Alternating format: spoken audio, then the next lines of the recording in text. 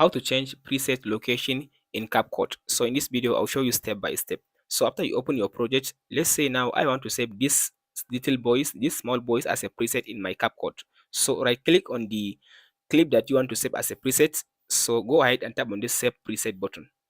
So now it will save this as a preset for me. Now it's save it as a preset.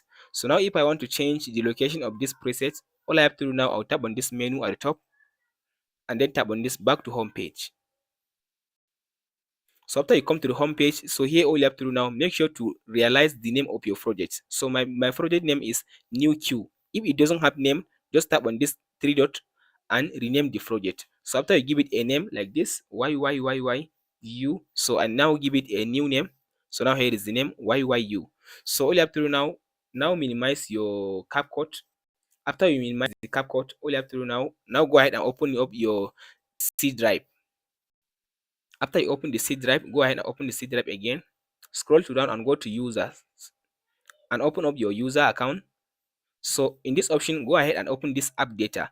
If you can't find the app data, tap on this three dot and go to this options and then go to this view and make sure to check on show hidden files. So from there, it will give you the app data folder. Open the app data folder, go to local and then go to CapCut. So go to user data, scroll to down and find a project folder, projects. So from this option, open this folder com.editor.draft.